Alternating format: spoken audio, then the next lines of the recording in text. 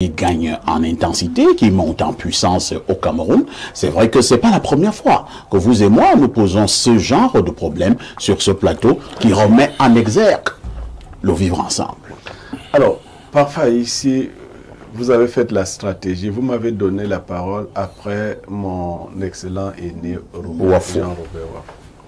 Jean-Robert Wafo a répété à satiété, c'est la région natale du chef de l'État. Que font les élites du Sud? Ça veut dire qu'originellement, le Sud, c'est la région de quelques-uns. Je suis enseignant de logique.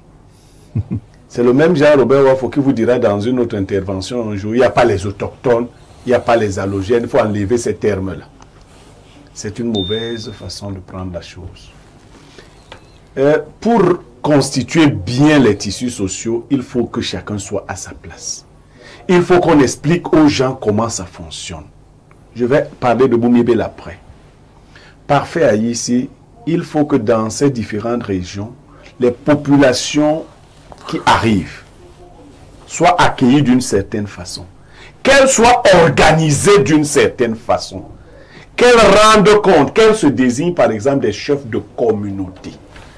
Parce que ce sont leurs chefs qui les connaissent mieux, qui peuvent mieux les organiser. Et ces chefs doivent être des gens qui sont désignés sur la base d'un certain nombre de qualités.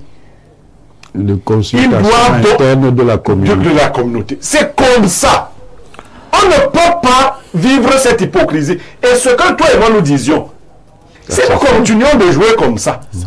C'est pas l'État. L'État ne peut rien faire. Hein. La réalité va dépasser l'État. La réalité va dépasser l'État. L'État sera dépassé. Nous avons par exemple des administrateurs aujourd'hui civils qui ne font pas leur travail. Quand les gens arrivent, on se contente de prendre de l'argent ici et là, les gens s'installent de manière désordonnée. Rentrons à l'époque d'Aïdou. Quand vous rentrez dans nos grandes villes, pourquoi vous aviez des quartiers à Oussa? Pourquoi vous aviez des quartiers dans lesquels les anciens sont là? Ce n'était pas du tribalisme. C'était des techniques de contrôle. Des techniques de contrôle. On savait donc que les Aoussa, quand vous arrivez à Valmayo, vous avez le quartier Aoussa, vous avez le quartier Bamileke. On sait que, et le chef du quartier Bamileke est là. Le chef du quartier Aoussa est là. Quand l'autorité veut savoir ce qui se passe, elle a des relais. Mais vous croyez qu'il n'y en a pas aujourd'hui? Ouais, tu peux laisser que je... Vous croyez qu'il n'y en a pas aujourd'hui? Qu'il n'y a pas ces relais-là? Non, il n'y en a pas. Dans le cas de Noyo, vous allez... Mais comment vous dites qu'il n'y en a pas? Non. Pour les communautés qui s'installent, on est en train de... Alors, pour les communautés qui s'installent, il n'y a pas encore de relais. Donc, moi, je dis donc, je vais vers dans ce cas-là. Je vous ai dit, ici à Yaoundé, vous savez comment c'est organisé. À Yaoundé, vous savez qu'on a un Bamileke qui est député à Yaoundé, non? Tout à fait. Paul-Éric Ndjomgwe. Mais vous savez que ce monsieur-là qui est par ailleurs président de la communauté des élites de l'Ouest a joué souvent un grand rôle tampon dans un certain nombre de stabilisation, des conflits souterrains que les gens n'ont même pas connus. Je dis que là-bas, ça n'a pas été fait. Si ça avait été fait, on ne parlerait pas de communauté. Les communautés autochtones se sentent seulement attaquées. Mathias vous a parlé de Boum. Vous avez un groupe d'individus qui arrivent, se répandent de manière disparate. Et vous avez l'impression que vous êtes en train d'être encerclé. C'est la NAS. Alors, quand ça se produit comme ça, ce n'est pas l'État. Vous dites aujourd'hui que l'État devait agir en amont. Il faut qu'on organise. Ces déplacés internes-là sortent d'où? Si vous déplacez, continuez de vous amuser comme ça avec le problème. Hein. Entends-toi, tu es ici, tu t'amuses. Ça ne résout pas le problème. Cet intellectualisme, ils sortent d'où? Ils ont rencontré d'autres communautés et il faut les organiser. C'est pas ils sortent d'où. Ils n'étaient pas attendus là-bas. Et là, non, ils n'étaient pas attendus là-bas. Attendez. Maintenant qu'ils sont là-bas, il faut qu'on les organise. Et s'ils viennent et qu'ils ne sont pas organisés, les populations qu'ils trouvent sur place peuvent se sentir attaquées de manière directe.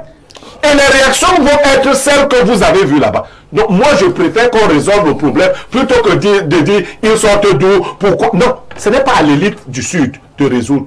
C'est à l'administration qui est dans le Sud. Et vous savez ce qui arrive souvent. Quand vous allez chez nous, est-ce que vous trouvez que l'administration qui est là-bas est l'administration des Bassas? parlant du député Paul-Éric Djongo, vous l'avez bien parlé, vous avez dit qu'il est président, n'est-ce pas, des élites de l'Ouest à Yaoundé. Ah, bon. Et il fait un travail. Mais ce travail doit être relayé ailleurs. Pourquoi donc on ne fait pas ça? Mais pourquoi vous retirez les élites? Non, mais Éric Djongo est élu du centre. Il est un membre de la communauté de l'Ouest installé dans le centre qui a compris la nécessité d'organiser sa communauté et de l'encadrer. Et c'est pour cela que j'ai indiqué comment ça doit se faire. Il faut que les gens soient organisés et encadrés. Nous avons un seul pays. Mais je vais chuter par là ici, permettez-moi de parler. La question foncière. La question foncière qui est en train d'être gérée par l'administration de manière hyper légère. Cette question va être une bombe à retardement. Parce qu'entre des habitudes, des gens qui se disent que non, il faut posséder autant que possible si on a de l'argent.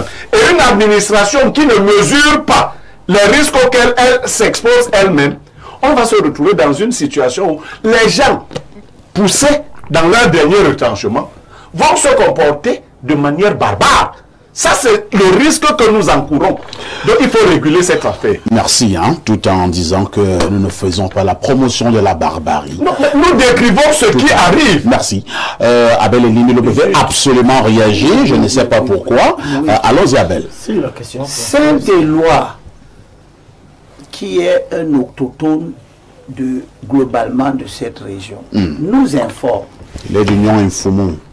que dans sa zone, les déplacés achètent toutes les terres.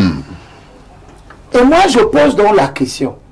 Ces déplacés qui viennent d'une région qui était une région pauvre, comme toutes les régions du Cameroun sont d'ailleurs pauvres, qui n'avaient pas d'argent là-bas, qui n'achetaient pas les terres là-bas.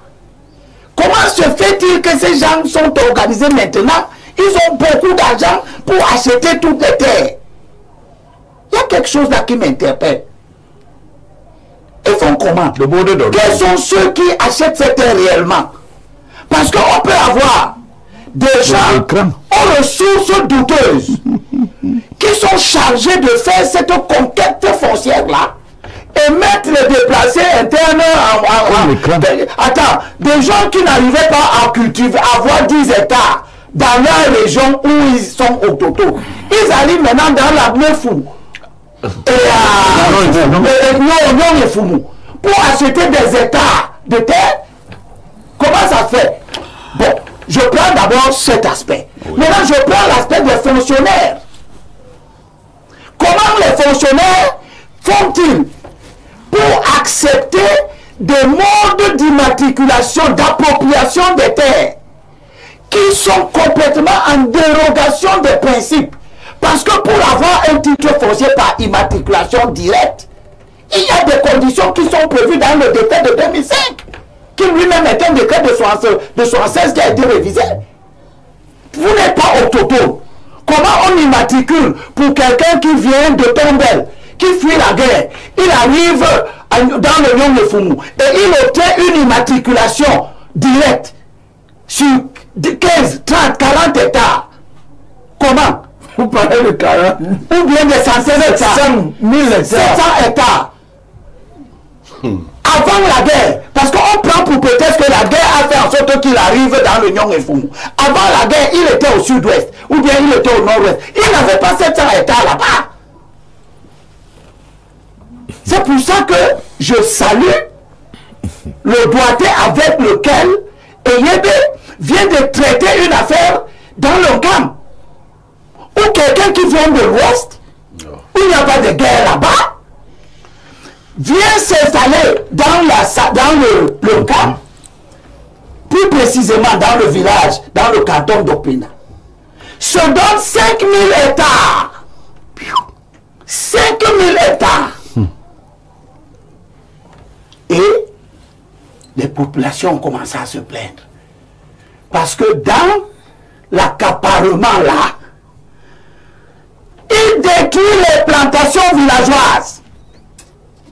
Nous avons des photos des femmes qui se plaignent de ce monsieur qui vient, qui détruit les plantations sous le prétexte qu'il a obtenu la dérogation pour avoir une concession sur les 7 000 hectares. Vous allez chuter la balle. Et le ministre vient de clarifier ces choses en demandant l'arrêt de l'exploitation de son fameux complexe cosmétique de l'Ouest.